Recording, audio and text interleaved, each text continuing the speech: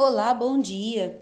Lendo a sua mensagem, né, eu percebi que o irmão é uma pessoa extremamente, né, inserida, né, no processo religioso, né, está extremamente engravidado com o que foi ensinado a você pelos líderes religiosos no processo religioso, no sistema religioso. E vamos falar aqui do sistema evangélico, porque me parece que você está se referindo à denominação, à religião, né, no caso evangélica. Sendo que, para mim, toda religião, não importa qual, toda ela é lixo, né? Mas vamos falar da evangélica. Então, percebe-se, né, que você já deve ter assistido vídeos, alguns ou vários vídeos para você, né, escrever da forma que escreveu.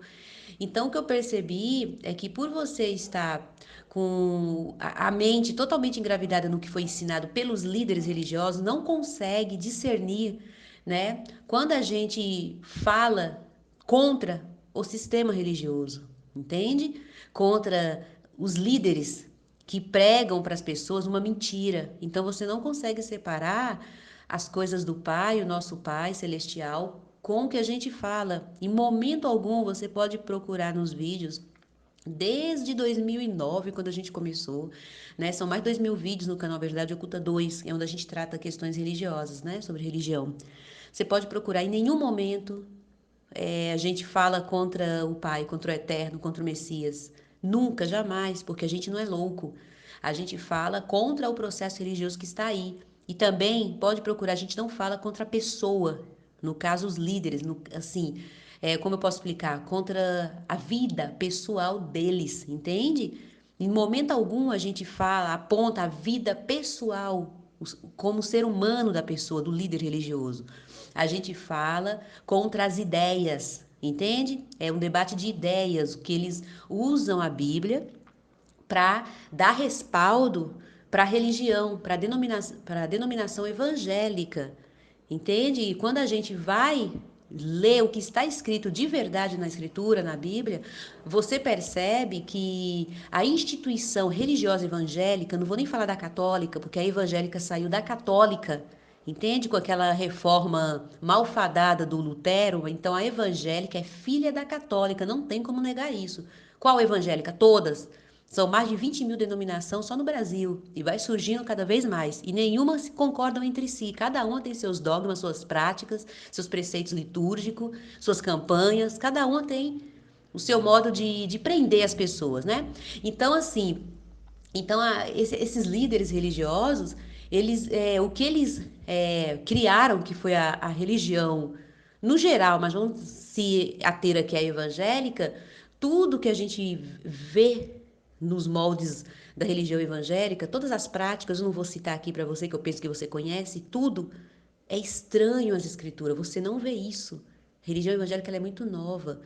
O que tem na escritura, na Bíblia, é religião judaica. Se fosse pelo menos para seguir uma religião mais próxima do tempo do Messias, sendo que o Messias não seguiu a religião judaica. Se falar que ele era um religioso judeu, está indo contra o que está escrito. Ele era judeu, mas ele foi contra qualquer religião, principalmente a que reinava lá na época dele. Então você vê as práticas de hoje na religião evangélica, né? E você vai fazer um comparativo com a escritura, isso é estranho às escrituras, isso não existe. O que existe é a religião judaica, na época lá do Messias, entre outras, né, anteriores lá no que eles costumam dizer no paganismo, né, ou tantas outras religiões que existem no mundo, mas vamos se ater a esta. Então eu penso que que os irmãos evangélicos teria que ser da religião judaica, é a mais próxima da época do Messias. Agora, o Messias participou, ele compactuou com os ritos religiosos, com as práticas daqueles sacerdotes da religião judaica, não. O Messias nunca entrou lá no templo, né? Lá no Santo dos Santos, porque o templo ele era gigante, ele tinha a área de fora, né? Como se fosse uma grande praça, mas no Santo do Santo, onde só entravam sacerdotes para fazer sacrifício, aqueles preceitos todos que é totalmente diferente do que se faz na religião evangélica, ele nunca entrou naquele local, né? Ele foi aos arredores ali quando fala no templo, porque o templo era muito grande, ele foi para ensinar aqueles líderes, Desde pequenininho até quando ele começou lá a anunciar, né, a vida eterna, que foi o que ele nos prometeu. Veio anunciar a vida eterna, dar a vida eterna, a salvação para todos. E anunciar o amor ao próximo, nos ensinar o amor ao próximo. Então, quando ele ia naqueles locais, falar a verdade para aqueles líderes, por que aqueles líderes queriam matar ele? Né? Está escrito, depois que o Messias terminou de falar todas as coisas, né, que ele ia ensinar as pessoas e falar a verdade contra aqueles líderes religiosos da época, que são os mesmos que estão aí hoje. É o mesmo porque eles estão vivos até hoje, não. É a mesma ideia, entende? É a mesma ideia religiosa. Então quando ele ia falar a verdade para aqueles líderes, está escrito que eles queriam matar o Messias. Eles foram atrás do Messias para matar, mas está escrito que o Messias fugiu, se escondeu, não por ele ser covarde, que o Messias nunca foi covarde, mas ele se escondeu porque não era chegada a sua hora. E você percebe que nem Satanás tentou matar o Messias. Ele sugeriu: se tu és filho do Deus e do Altíssimo, pula-te daqui, porque ele te amparará com suas mãos. Ele sugeriu. Mas aqueles homens, o Messias teve que se esconder, porque aqueles homens furiosos, né, ao ouvir a verdade do Messias, queria matar ele. E ele se escondeu, né? Então, a gente vai vendo não só essas coisas, mas muitas coisas que a religião faz e você vê que é estranha as escrituras, né? E uma das coisas é essa, é pelo medo, né? Metendo medo nas pessoas, entende? Aí a pessoa que é extremamente religioso, principalmente os irmãos evangélicos que foram enganados, estão sendo enganados, né? E muitos até desejam, que é o que está escrito, né? Isso é profecia, está escrito lá em Jeremias, que está escrito uma passagem mais ou menos assim, e as gaiolas estão cheias, né? Homens maus se encontram entre o meu povo, né? E suas gaiolas estão cheias de dolo, de mentira, né? De maldade. O que farei eu, pois, com essas pessoas? Aí depois, mais abaixo, ainda fala, e o meu povo assim deseja. Então tem muitas pessoas que estão sentindo comichão nos ouvidos de ouvir, né? Esses mentirosos. Então, assim, então quando o irmão coloca que Deus vai se vingar porque do Deus não se zomba, claro que do Criador a gente não ousa, né? Falar nada de blasfêmia ou de zombaria, né? Como o irmão colocou aí, né? A gente fala desse Deus religioso, esse Deus da religião evangélica, este sim é um mesquinho, né? É um Deus que não é onisciente, não é onipresente, né? É um Deus pidão, né? É um Deus também que precisa de pessoas para sustentar a casa dele, porque não é assim que os líderes religiosos diz, não é assim que eles ensinam, que é a casa de Deus, a casa do papai. Mas esse Deus, ele é tão fraco, esse Deus da religião protestante, evangélica, né? Ele é tão fraco que ele mesmo não consegue sustentar a própria casa. Precisa de pessoas como eu, como você, como pessoas que morrem, né? Pessoas que de um momento para o outro é igual a chama de uma vela, né? Que se apaga com um sopro. Precisa do dinheiro ainda, precisa de mamão para sustentar a casa dele. Entende? Então, esse Deus aí não pode ser jamais o Criador do céu e da terra, aquele que, com o poder da palavra, disse: haja e ouve. Então, esse Deus da religião, esse eu não respeito de forma alguma. Esse, para mim, é um mesquinho, é um Deus fanfarrão. E para muitos é o gênio da lâmpada, né? Que as pessoas pedem tudo em nome de Deus, de Jesus, e ele está ali como se fosse o gênio da lâmpada, a fada madrinha, pronto a servir essas pessoas, que pede tudo quanto é coisas do mundo, coisas que a gente consegue, né, por meio de trabalho, ou se quiser rouba, ou pede, eu não sei, mas esse Deus, ele promete, ele cumpre para essas pessoas essas coisas do mundo, né, coisas físicas, coisas que o Messias nunca prometeu, o Deus também, o nosso Criador também nunca prometeu nada físico aqui, riqueza material, bem material, entende?